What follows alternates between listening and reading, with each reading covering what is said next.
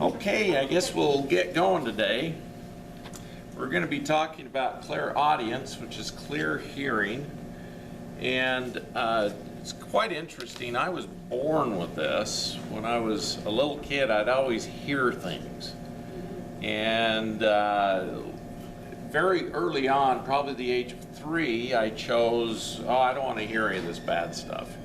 And I was scared to death of scary movies. You know, I just didn't want to go to them, didn't want to attend them because I didn't want to hear those kind of things.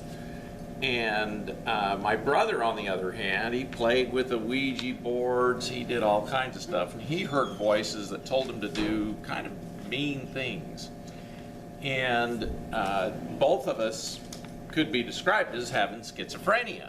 Okay. You know, hearing voices. Medically, okay. Yeah. And so, you know, I always kind of kept quiet and just listened and tried to not act out on what I was hearing. My brother, on the other hand, acted out on it. He ended up being committed to the state when he was 19 years old because he was just out of control, doing things that he was hearing. And me, I just kept kind of quiet and said, I'm just going to listen to the good stuff and go with that. And in fact, it's kind of interesting. Early in my life, when I was 13, I was underwent a near-death experience, and when I came back from that, I was really committed not to doing anything bad. It was interesting. I had no interest in smoking, drinking, you know, doing drugs, and all of the friends that I'd had up to that point were starting to do those things. And so it was a good thing I had this near-death experience because it kept me on a good path. And I actually ended up, you know, joining the LDS church, serving a mission for the church. And when I was on my mission, I had a second near-death experience where I was thrown into a telephone pole by a car hitting my bike and was pronounced dead at the hospital. And I woke up with a sheet over my head and sat up, and all the nurses start screaming and going crazy.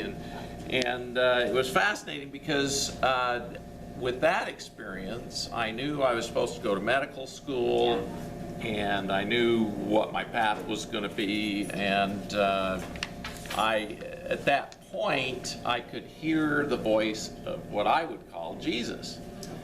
And it always told me good things to do, and was very consoling and peaceful and calm and compassionate, you know, all these different things. So that was a fascinating experience there. Then, when I came upon, you know, I finished medical school, was in my residency, and in my second year of residency, I was exposed to a huge dose of radiation and developed malignant melanoma.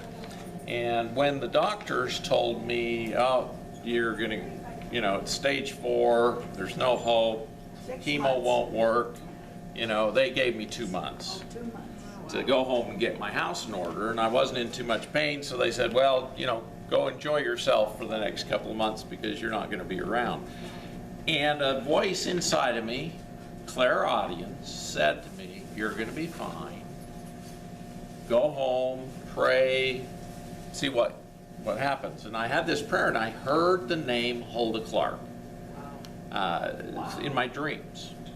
And I was asking, how do I get over this cancer? And the name Hulda Clark came, and so I went to work the next day, and I had a piling system on my desk, and in the middle of my desk, it had been totally cleared off. There was an article by a Dr. Hulda Clark out of Chicago, Illinois, and I called the number and name at the end of that article, and the rest is history. She told me how to cure my cancer. So it's important we hear the right sources, isn't it? Because they'll give us answers to our questions. Now, when we talk about clairaudience, we have varying degrees of clairaudience, and most of us don't recognize it as an intuitive or spiritual ability. Some people will say it's just annoying to have a voice talking to you in your brain.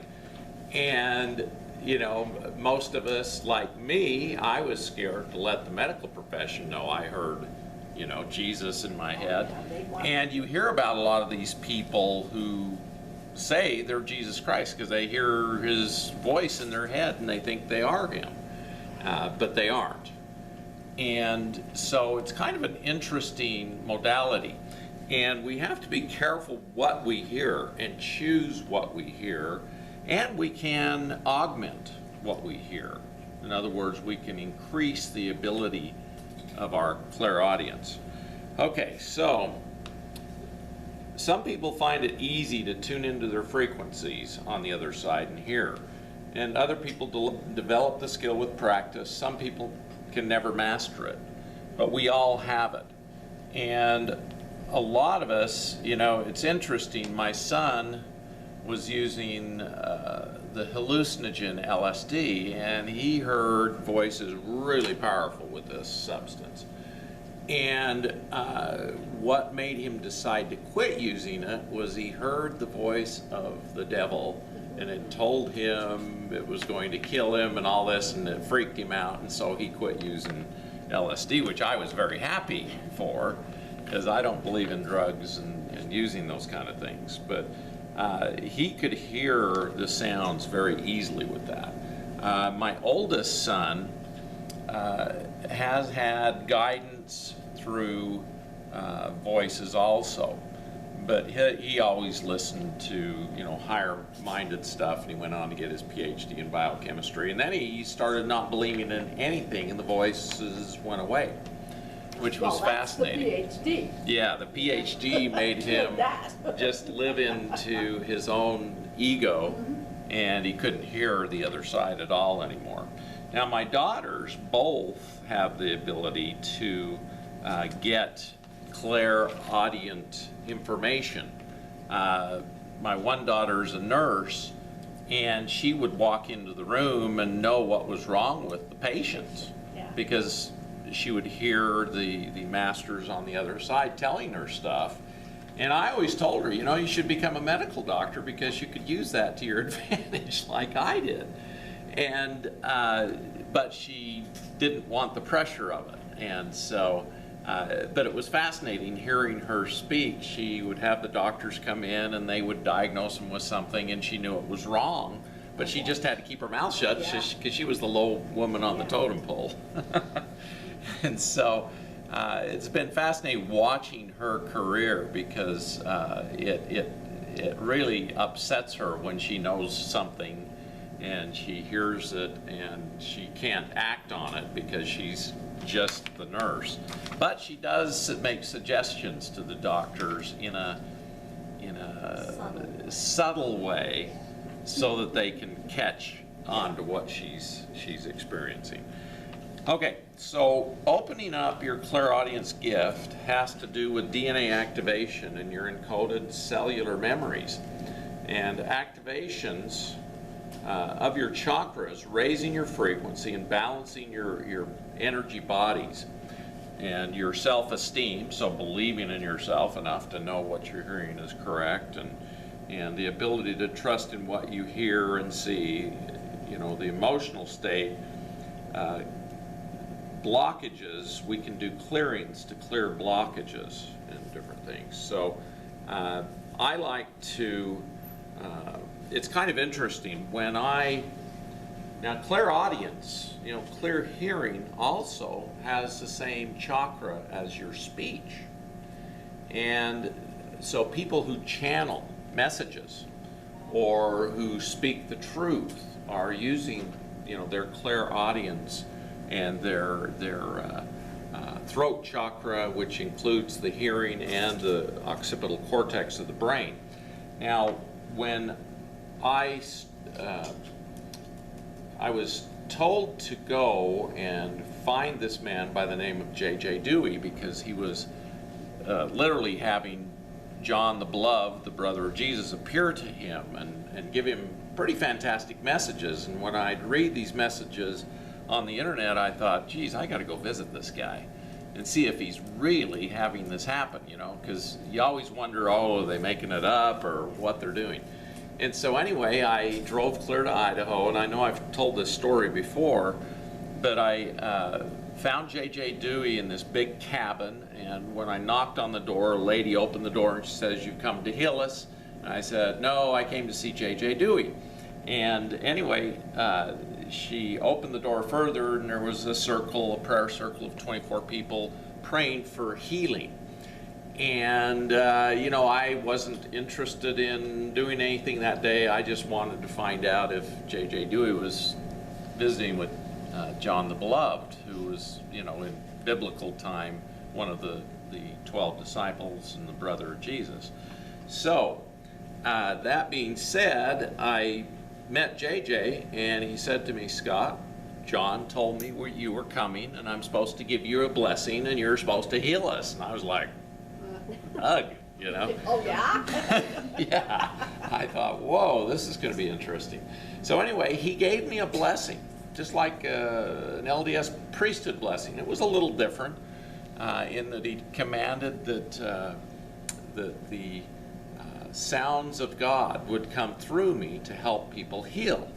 Well, it's kind of interesting because up until that point, I'd been a singer, but I'd never done toning, per se. And toning is what I did next. I lined everybody up in this big cabin and told the sickest one to get on the end, and everybody else lined up, and JJ was next to me. And I put my hand on JJ's shoulder, told everybody else to put their hands on their shoulders. And I did this, and I didn't do it of myself. I heard the tone, and then I created the tone, and I did, Om,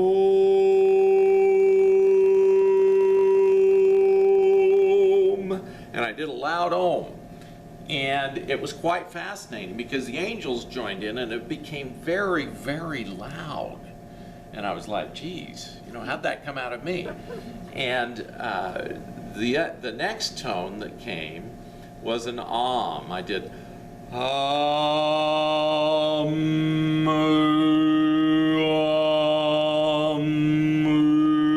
Actually, it was 3 different tones.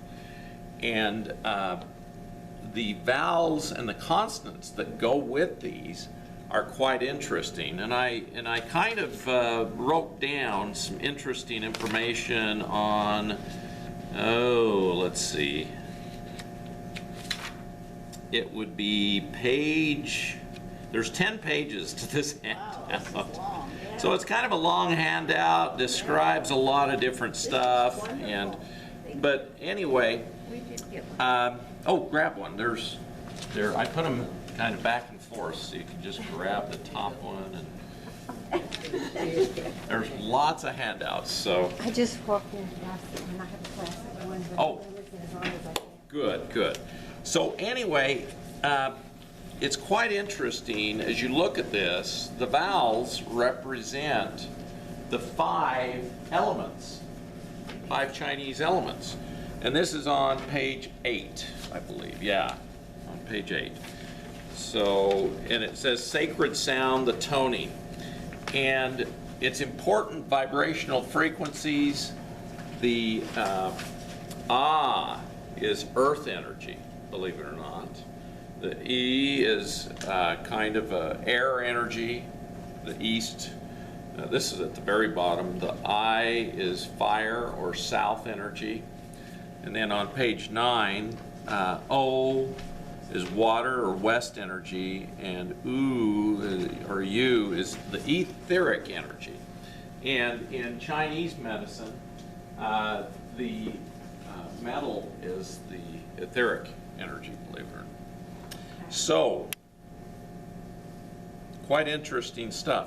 And when I do an Om, I'm usually doing the heart chakra.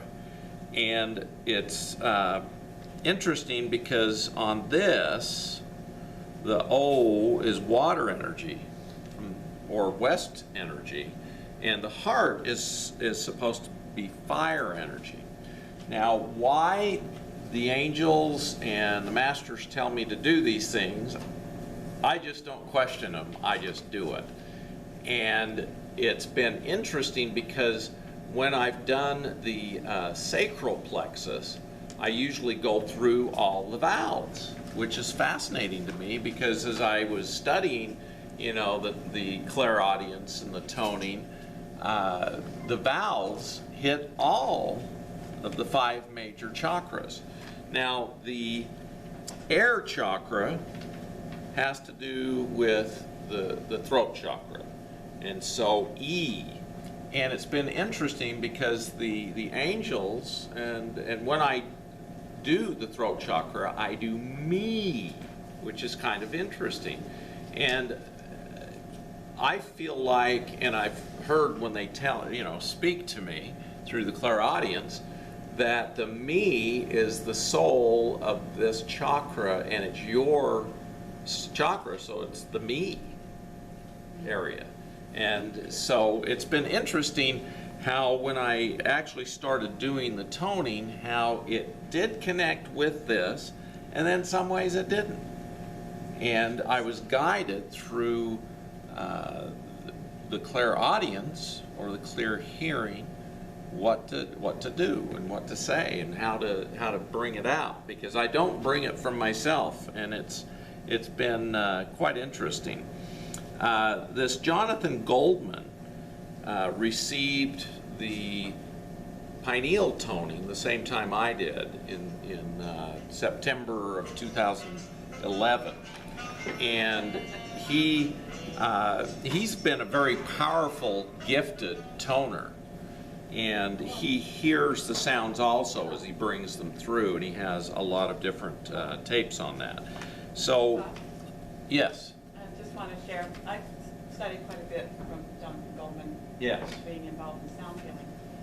And he has, coming up on the 14th of February, every year he does World Sound Healing Day. Oh. And you can go on his website and go into what he calls the Sacred Chambers, or Sacred Temple. And you click on that and choose off, and it opens you up, turn your microphone on, and you are chanting people from all over the world. Pretty amazing. Yeah, but he was the very first to be given the blessing and opportunity to actually go and start recording the Tibetan nuns. Yes. And he started recording the ones that sing the 3-chord chanting, the deep voice. It sounds like 3 men are singing, but it's only 1 man. They receive this gift of when they chant it sounds like a high pitch and mid pitch and a low pitch. Yeah. And they consider it to be a very, very sacred gift. Well, after working with them for so much, one day he was just toning in the shower, and all of a sudden his voice started to do that. Yes. So he went back to the monks later and showed what he could do. They bowed down to him. And now he's considered honorary. They've given him some big, long Tibetan name. Honorary gift. Yeah. So Yeah, it's very, fascinating. he's done wonderful work. Yeah, go ahead. Voice. Well, what I find fascinating about this is to me, it resonates back, any of them, and this gets into your Eastern philosophies, your Oriental philosophies, and to any of the old masters. The Om and the I has been there down through history, but did they lose the meaning of what it really meant? I don't know, but Yeah. you know what I'm trying to Yes, say? yes. They've lost track with perhaps, I shouldn't say I know that, but you see this in the mystics and in the religions. Yes. And even in church. Yes. You know, there's a certain amount of omana even in religious ceremonies. Yeah. Hallelujah. Yeah, I It's find very this powerful. fascinating. Yeah. Yes, how it all correlates. Yeah. Amen. Yeah, It's very powerful. It's all there. Yeah. It's all there, but we've kind of lost the meaning and what it actually does Yeah. within our bodies to heal us, to change us, to alter our consciousness even. So this makes it so clear Yeah. that of what they're through religion attempting to do, Yes. but have lost track. Yeah. The Bible starts out with, in the beginning was the Word. What is Word? The Word. Sound. Yeah. The universe is created through sound. Yeah, and now the God said, "Let God- there be light," and there was light. There's a I mean, it's great- fascinating. And light is created through sound. Yeah. But there's a fascinating video called Sacred Sonic Geometry, and it's about sound and how sound actually creates shape. And it is so fascinating, and it's the most recent research in quantum science. and it so ties in